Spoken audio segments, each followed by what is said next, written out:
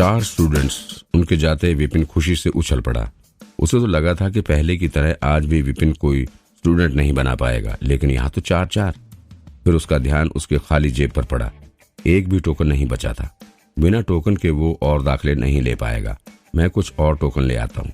टीचरों को token school से ही मिलते थे। उसके कुख्यात होने की वजह से उसे 4 ही टोकन मिले थे। उन्होंने यही सोचा था कि विपिन 4 भी इस्तेमाल नहीं कर पाएगा। अगर उसके पास टोकन नहीं होंगे तो और स्टूडेंट चाहकर भी उसे अपना टीचर नहीं बना पाएंगे। टोकन के अंदर टीचर की जानकारी होती थी। टोकन मिलने पर स्टूडेंट अपने खून की एक बूंद उस टोकन पर गिराकर उस टीचर का स्टूडेंट बन सकता था। दूसरी ओर अगर वे अपना नाम वापस लेना चाहते थे तो टीचर के खून की एक बूंद टोकन पर पड़ते ही स्टूडेंट की जानकारी उस टोकन पर से मिट सकती थी। इतना सोच वो क्लास से बाहर निकला। सूरज चमक रहा था और गर्मी की वजह से पसीना भी आ रहा था। नए और पुराने सारे स्टूडेंट्स फुटपाथ पर इधर उधर टहल रहे थे, लेकिन सभी के चेहरे पर उत्सुकता और खुशी थी। फुटपाथ के आखिर में एक बिल्डिंग थी जिस पर प्रबंधन लिखा था।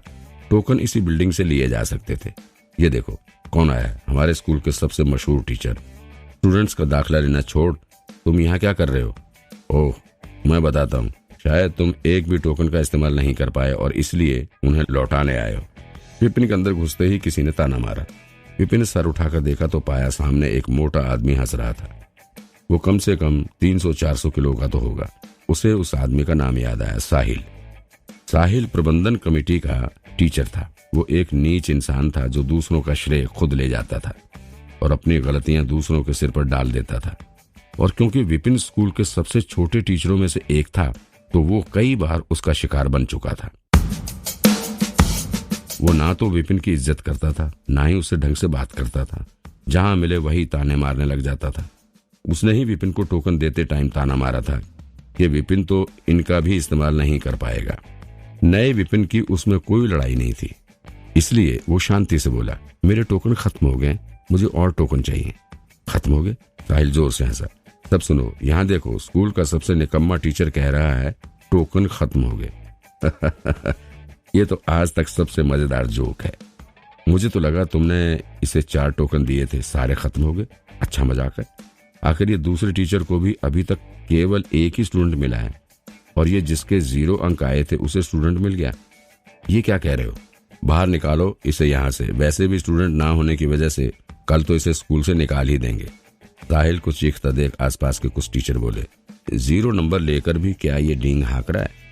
स्टूडेंट तो तुम्हारे नाम से ही भी दूर भाग जाते हैं, तुम्हें अपना टीचर कौन बनाएगा?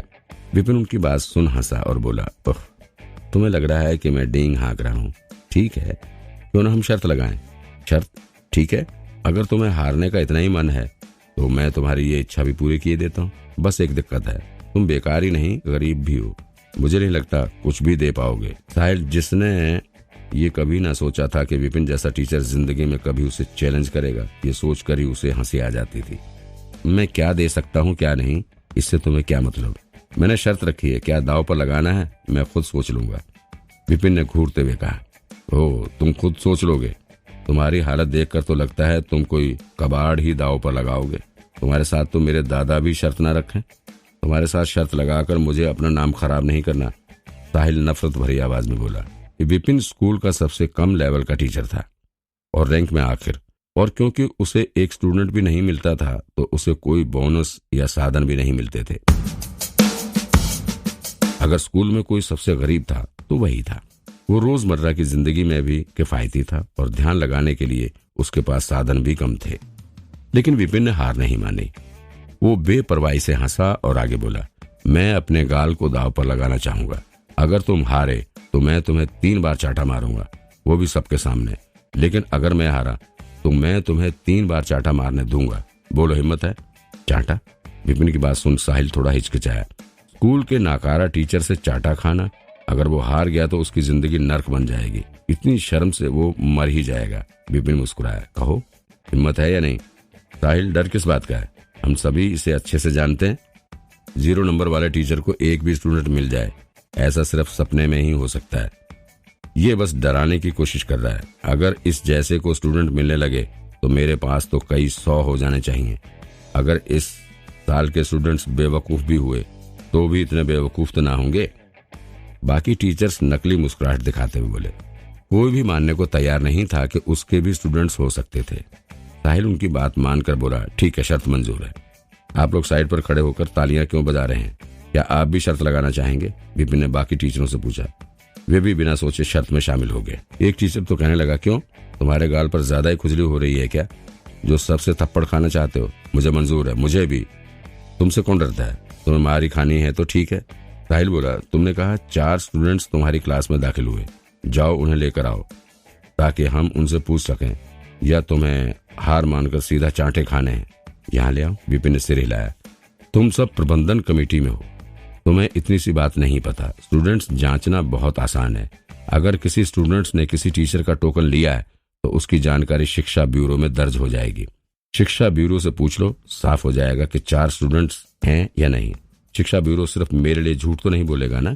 अगर किसी भी स्टूडेंट ने टोकन लिया था तो उसकी जानकारी खुद ही शिक्षा ब्यूरो के पास चली जाती थी, उसमें कोई फरेब नहीं कर सकता था।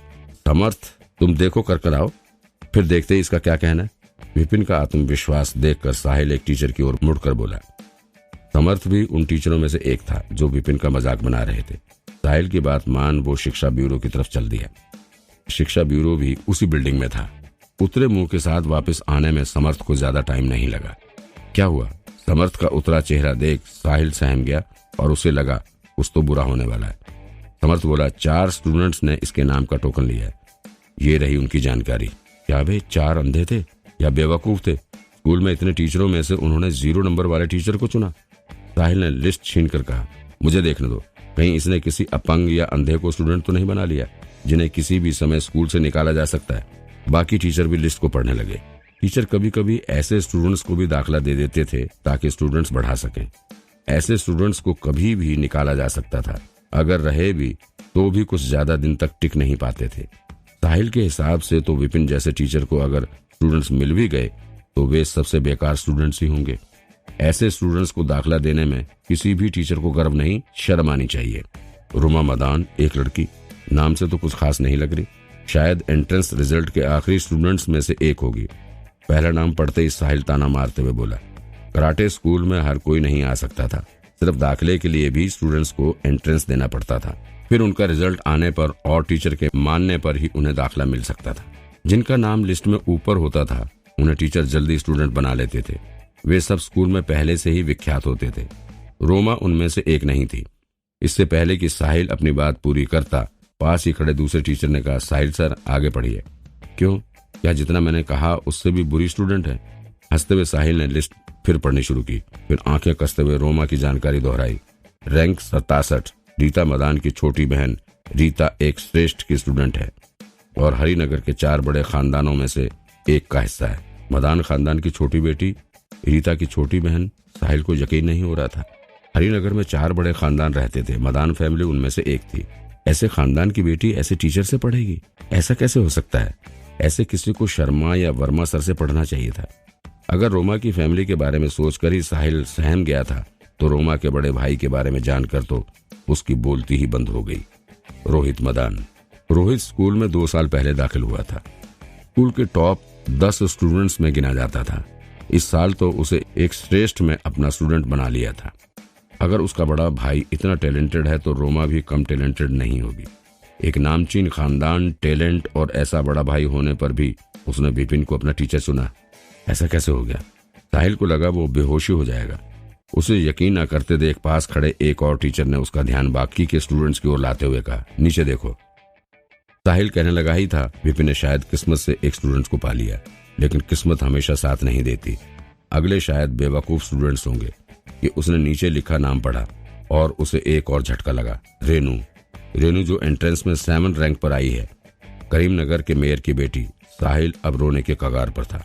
उसने अभी अभी कहा था विपिन ऐसे स्टूडेंट का टीचर बनने का तो सिर्फ सपना ही देख सकता था, लेकिन रेनू, वो तो इतनी मशहूर थी कि कई टीचर उसे अपनी स्टूडेंट बनाना चाहते थे। उसने रेनू के बारे में सुन रखा था। वो न केवल सुंदर थी बल्कि टैलेंटेड भी थी और उसके पिता की इस स्कूल में बहुत इज्जत थी।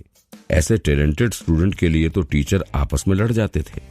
वो विपिन को ही अपना टीचर क्यों बनाएगी? नामुमकिन, ये नामुमकिन था। उसने अपना गुस्सा और अविश्वास दबाने की कोशिश की। उसने नीचे लिखे नाम भी पढ़े, रोहन और आरव। ये दोनों ज्यादा मशहूर तो नहीं थे, लेकिन इन्होंने भी टॉप 100 की रैंक ली थी। खासकर आरव, सुना था वो भाला चलाने में बहुत अच्छा था। एंट्रेंस की कुछ पाबंदी के कारण वो अपनी पूरी ताकत नहीं लगा पाया था, इसलिए उसकी रैंक थोड़ी कम आई थी। लेकिन अगर उसे उसका भाला चलाने की इजाजत मिल जाती तो शायद उसकी रैंक टॉप 20 में होती। बार बार उन नामों को देख साहिल और बाकी के टीचर पागल हुए जा रहे थे। कुछ तो गड़बड़ थी। अचानक साहिल गुस्से से चिल्लाया, तुमने धोखे से उन्हें अपना स्टूडेंट बनाया होगा। अगर उन्होंने तुम्हें अपना टीचर बना भी लिया तो भी वे जानते नहीं कि तुम कौन हो। जैसे ही उन्हें पता लगेगा तो वो तुम्हारी क्लास से अपना नाम वापस ले लेंगे। 0 नंबर लेने वाले टीचर के पास ऐसे स्टूडेंट्स को पढ़ाने की काबिलियत नहीं हो सकती। उसने कुछ तो धोखाधड़ी की थी। जब उसके धोखे के बारे में उन्हें पता लगेगा तो वे जरूर अपना नाम वापस ले लेंगे। अगर उसे अभी 4 स्टूडेंट मिल भी गए तो भी ये ज्यादा दिन टिकेंगे नहीं। वे टिक ही नहीं सकते। विपिन को उनके यकीन करने या गुस्सा करने से कोई फर्क नहीं पड़ता था। ये तुम्हारी दिक्कत नहीं कि वे नाम वापस लेते हैं या नहीं, शर्त इस बात की थी कि मेरे पास स्टूडेंट है या नहीं। अब जब तुमने जांच कर ली है तो शर्त पूरी करें। साहिल, समर्थ और बाकी के 2 टीचरों का मुंह ऐसे लटक गया मानो किसी की मौत की खबर सुन ली हो। शर्त सिर्फ स्टूडेंट्स होने या ना होने की थी, इसकी नहीं कि वे टिकेंगे या नहीं।